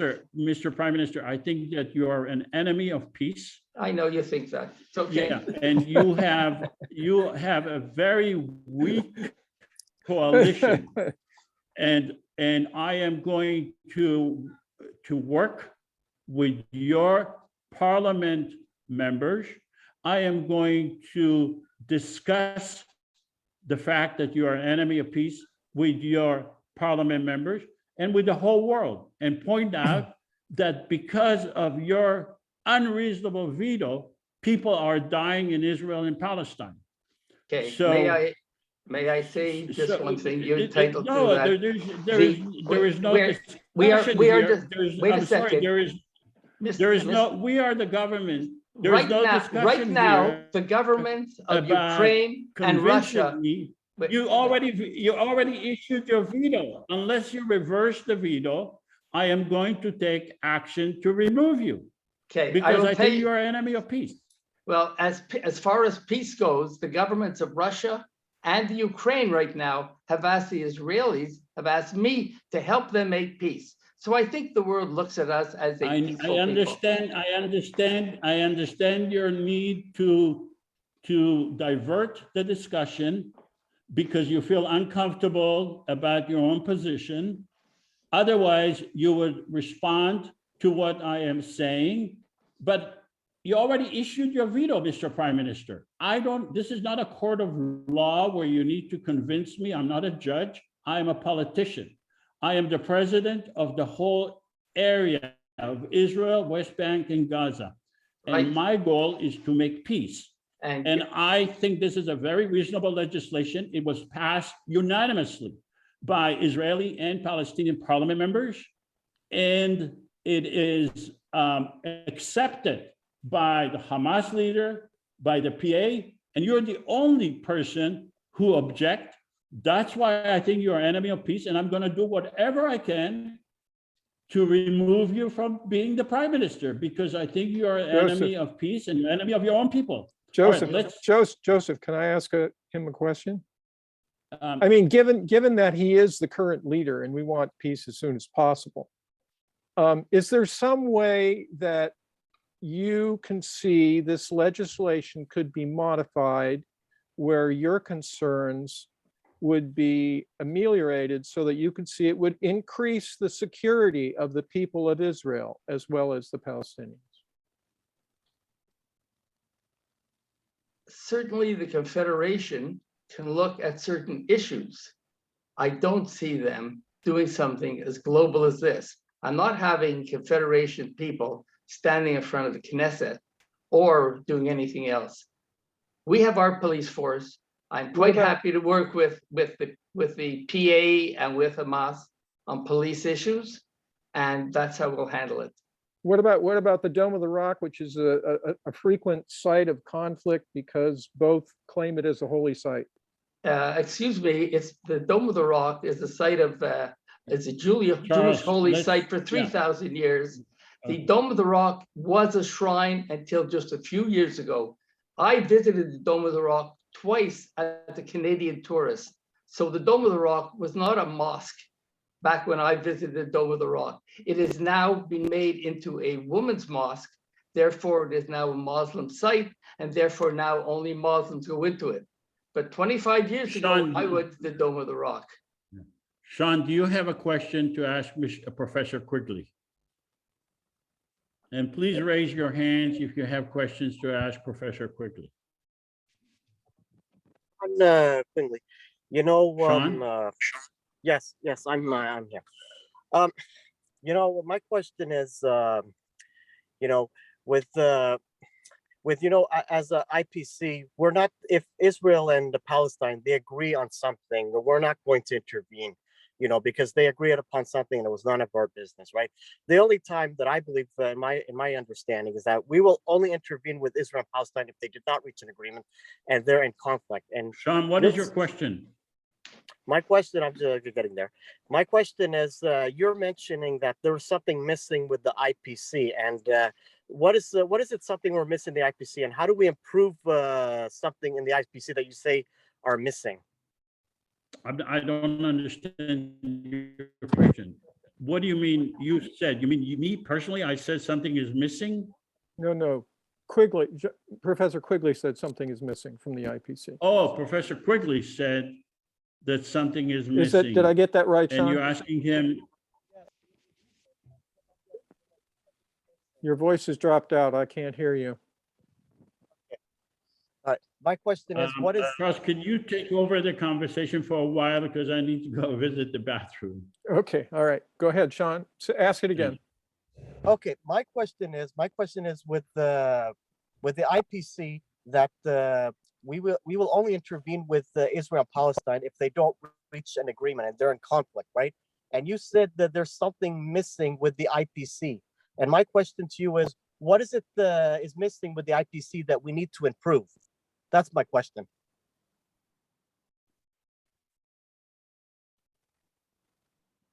You didn't hear me? Professor Quigley, Yeah. he's thinking. Okay, I'm not quite sure. I mean, I did say that there was something missing in terms of who participates in this government. That's my basic objection to the entire project, going back to the discussion we had early on, if that's what you have in mind. Did you understand Joseph's response to you on that point, that trying to include the Palestinian diaspora would be a poison pill for the including the Israelis within the state of Israel? Well, yes, but he also asked whether there were any downsides. I mean, it splits the Palestinian people.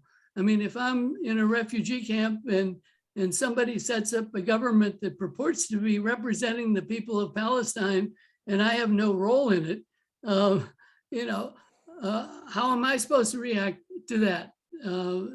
Is that a way of observing the rights of all people in this declaration of peace? It's a difficult situation. Once again, I go back to the proposition based on my own inclination, which is that a recognition of the rights of the Palestinian diaspora, if it comes, will only come after trust has been increased between the Israelis and the Palestinians within the Israel, the West Bank, and Gaza, which can be accomplished first through the IPC formula. That's kind of like the motive for the whole thing. Do you have any comment on my response, Professor Quigley?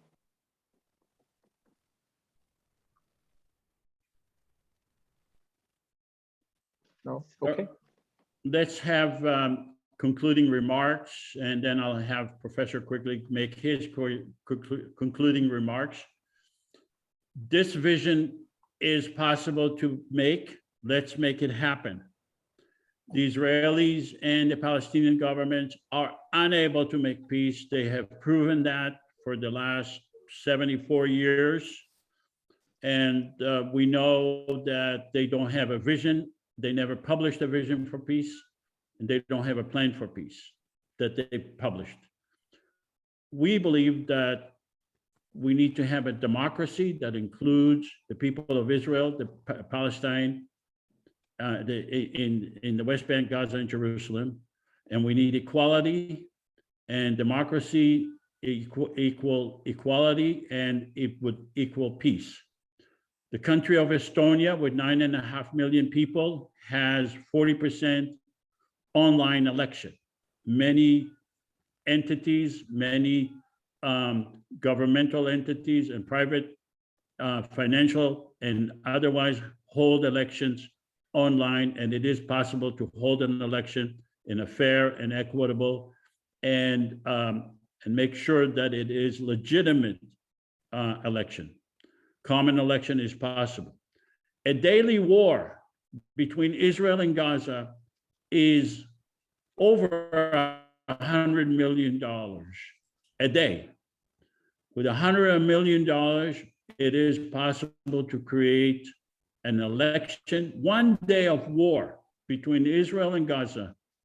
If we take that money and we put that into creating a common government, we could make peace. One day of war between Israel and Gaza could make peace between the funding of one day of war could make peace between Israel and Palestine. So we will need grassroots financial support. You can go to our website if you want to support us and share and participate in future simulations. And like I said, there's a debate coming up. And Professor Quigley, I would give you the honor of having your own concluding remarks. Okay, that last screen just talked about democracy, but I mean, you have two governments that are in control of territory. So it's really up to them as to whether there's going to be a democracy. I don't see how this overarching government would be able to exercise powers sufficient that you could call it a democracy, except within its very limited prerogatives. So I mean, overall, I don't see the project as contributing very much to peace, even though the objectives are admirable. But I don't think the governments that exist are likely to allow it to do anything that will materially change the situation. Aren't you inconsistent here, because you say that you do not see that making peace, and on the other hand, you say you don't see the governments allowing it to happen? So it has to be one or the other, because if it's not going to be able to make peace, and why would the governments not allow it to happen? I don't think the two governments will allow it to do anything very significant. Why would they try to prevent that? What's their interest in allowing it to, and what's their interest in preventing that? Well, I mean, any government is interested in protecting its own prerogatives because it thinks it does things the best way they need to be done, as we heard from the president of Israel here. And if you have interference by some outside authority, I mean, they're not going to allow it to any significant degree. Do you agree that the Israeli and the Palestinian governments failed to give peace to the people of Israel and Palestine? Well, I mean, that's not relevant, I think, to the issue. The issue is whether this project would promote peace. Yeah, you already told us that you don't think this project would promote peace.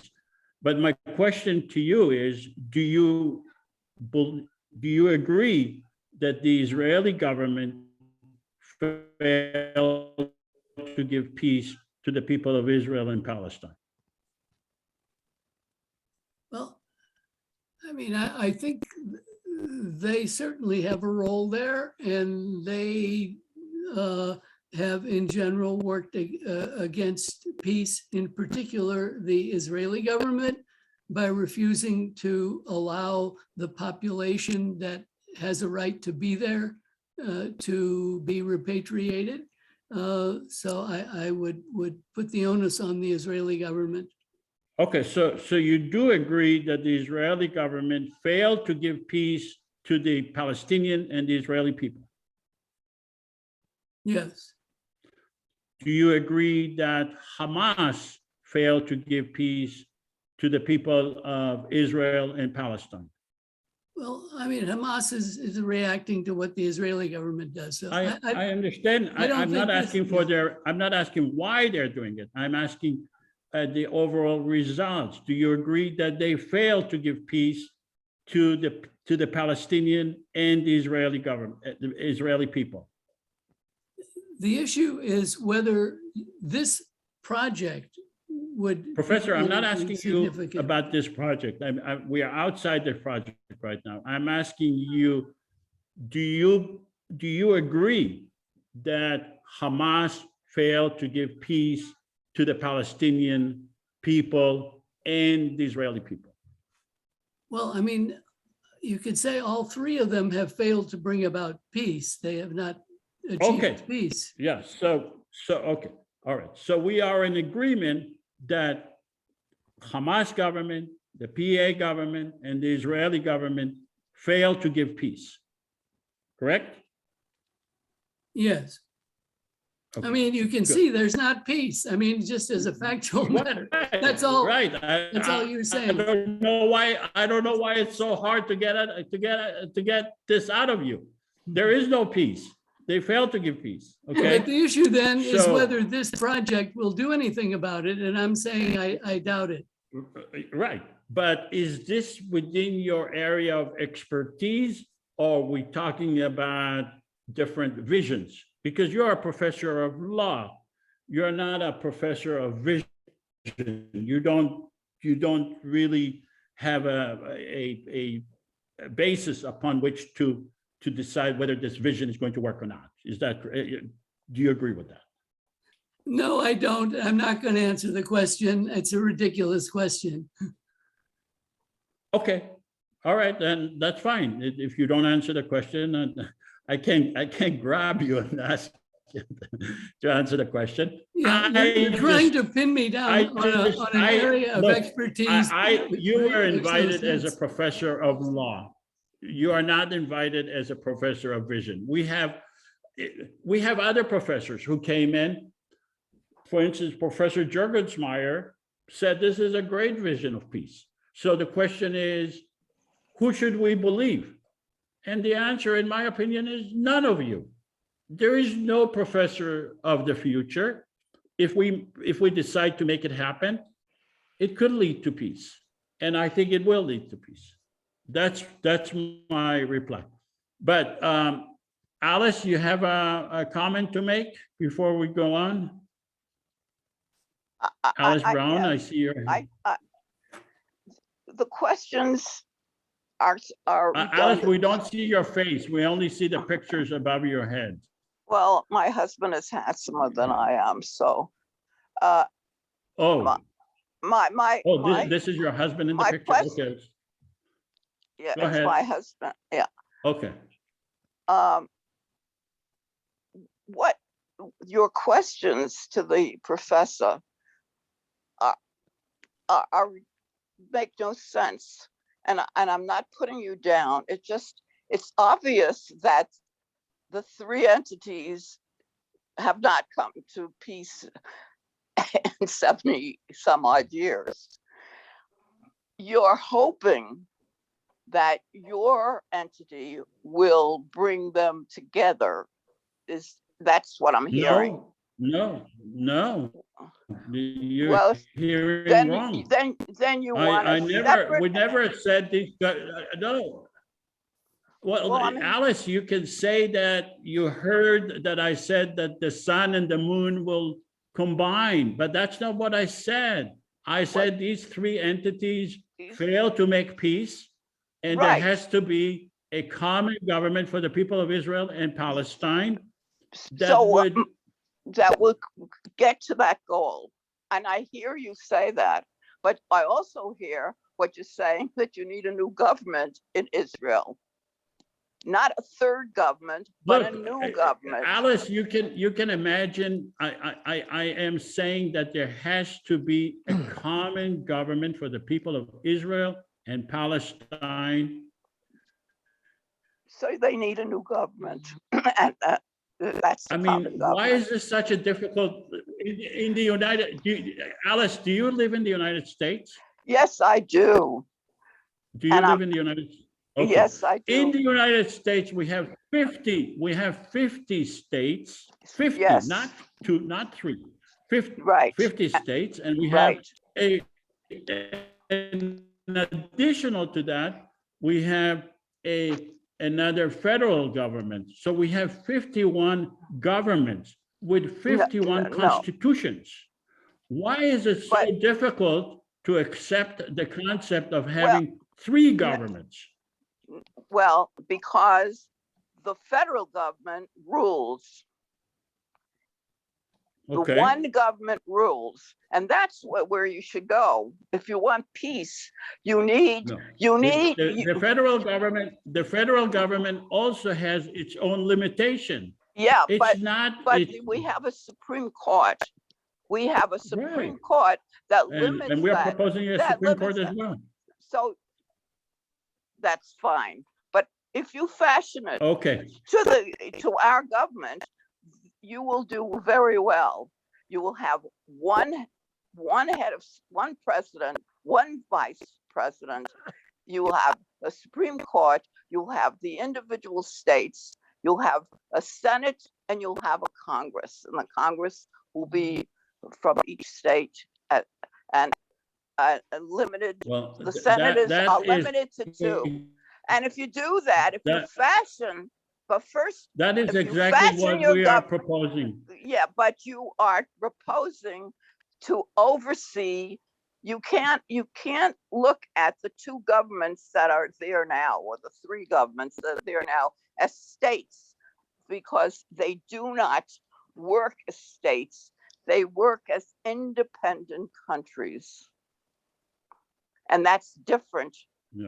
than the, Okay, than, all right. and- I don't and if think you- we have an agreement on the facts, so I'm I- not gonna. no, Yeah. you're not, because you don't understand the United States government. Okay, I may not understand the United States government. I And how understand, I understand, all right, I'm not gonna get into a personal attack. It's not personal. You keep bringing, No, anyone when you who say a disagrees with person you- does not understand, that's a person. you're not right. You want to fashion it to the US government, because you say we have 50 states. We may even have 51 states. All I am shortly. saying, but it Alice, is- all I am Yeah. saying is, why is it so difficult to accept the concept of a confederate government for the people of Israel and Palestine that would exist together, side by side, the Because- Israeli and the Palestinian government? Could you give me a concise explanation? Why is because this difficult for you to You're explain? talking about three separate governments. That's what you're speaking on. You're not Okay, talking okay. about representative. That's why, that's. I am talking about a representative. I'm talking about 300 parliament members. What do you mean, no? We are talking about 300 parliament members. All right, I think that we need to have an understanding of the facts before we argue. We don't have an understanding of the facts. Sean, do you want to say one word before we conclude, because we have to close this? Unmute, Sean. Okay, if John Quinley is saying that the Israel and Palestinian do not want, will not allow a common government to intrude in their conflict, then what are we gonna do? If because according to John Quinlan, he's saying that neither Israel nor Palestine will let a third party intervene in their conflict. Then what are we gonna do then? If those two parties are not letting us be involved with them, and they don't want us to be involved. That's my question. You're asking Mr. Quigley, what is his peace plan? Well, what is his peace yeah, plan? because he's saying that neither Israel nor Palestine want us to be involved in their conflict. They don't want anybody to make a significant changes to the problems they have. So then, how are we gonna, what are we gonna do if those two parties don't agree to have us as a common government? Yeah, according to what John Quinley was saying. Yeah. Do you understand my question? Yes, I was just saying that I don't think the two governments would allow anything really significant to be done by this third party. When you say intervene, they might well be willing to have someone or some entity intervene if it's in the context of negotiations. But this is much more than that. It sets up a system that asks them to cede a good bit of their authority, and I doubt that they're going to be willing to do that. Professor Quigley, one more question. What peace plan do you support? I'm not suggesting any peace plans. I'm saying that I think this one won't work. I think what needs to be done is unilateral action on the Israeli side. I mean, to evacuate the West Bank, to allow repatriation of the refugees. I think that would be the way to pursue peace. And you see that as more realistic than the plan that we are submitting? That Israel would leave the West Bank and repatriate the Palestinians? You see that as a more realistic scenario than what we are proposing? Well, I mean, it depends on the international community. This is being dealt with now Of course, everything depends on the international community. Do you think that Israel would do what you're telling me, or is this just a hypothetical aspiration? Well, it's not a hypothetical aspiration. I agree with you. It is very unlikely that the government of Israel would do that. But you're asking me what needs to be done in order to bring about peace. That's what needs to be done. I'm not asking for a hypothetical aspiration. I'm asking for practicality. Practically speaking, what peace plan do you support? Well, there's not a particular peace plan. That's the problem. Okay. All right. Okay. All right. I want to thank you all. John Quigley, I really appreciate. I think you were very, very good guest for us to clarify the issues that we have. I enjoyed the intellectual discussion with you. I hope you didn't take it personally that I tend to be a little lawyer. You can take that, right? Yeah, I'm used to that. Yeah. Okay. So you didn't see any personal No, animosity here. I Okay, did great. not take anything So personal. I want to thank all. Okay, good. Yeah, and let's be in touch. We can grow into this conversation. We're having more conversations. I can tell you that on the other side, the pro-Israel side, I have just as much of a hard conversation as I do have with the pro-Palestinian side. So, and I think you participated in our simulations before. All right, so thank you all. We have to go. It's been much longer than 2 hours, and hopefully we'll see you next time, and we'll have more conversation. And I appreciate